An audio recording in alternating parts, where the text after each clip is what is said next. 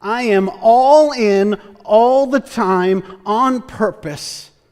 I am passionately falling in love with Jesus.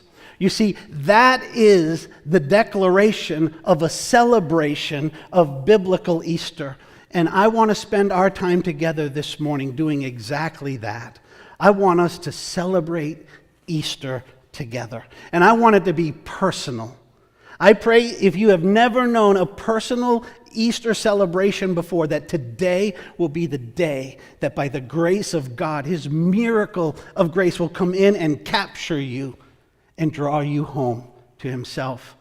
So I ask you this morning, what is an Easter celebration?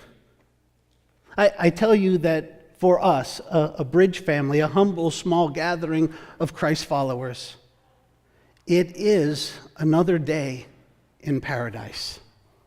It is another day in this fallen world where we get to live above the fray of the fallenness that in its temporary trappings could draw others into the distractions of despair. But for every disciple of Jesus Christ, we ought to come to Easter and we ought to say, here we go again. Here we go again. I get to come into the presence of my King. I get to worship my King. I get to declare the glory of my King. Here we go again.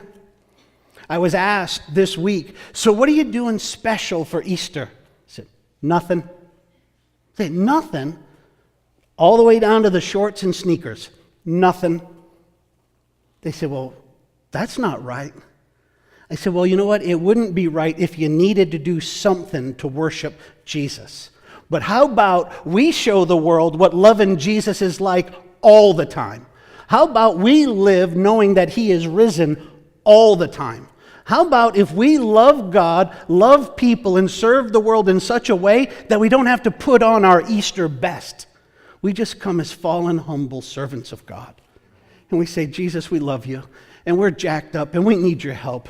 We need your help the first time to become one of your followers, and we need your help every day to be a persistent follower that does our best to show the world that you love us, to show the world that you've changed us. I ask you, why are you here today? Why are you here? Did you come because it's Easter? If you did, I pray that God surprises you and gives you a whole lot more than what you bargained for coming. I pray that you meet God in truth and love. I pray that perhaps for the first time you walk away with an understanding of what Easter really is.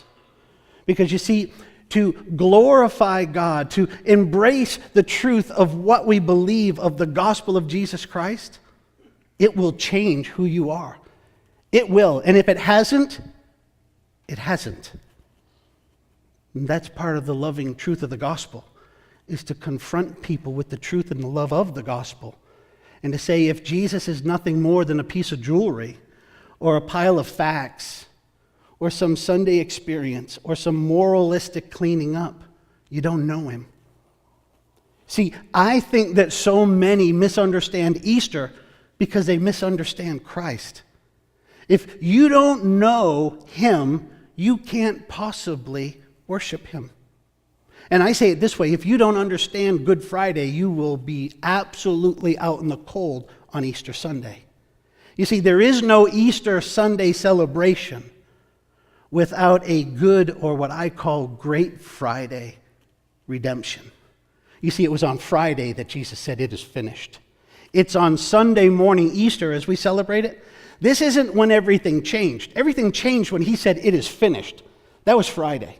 This is the day that He gave the world the confidence that He meant what He said, and He could do what He told us He would do.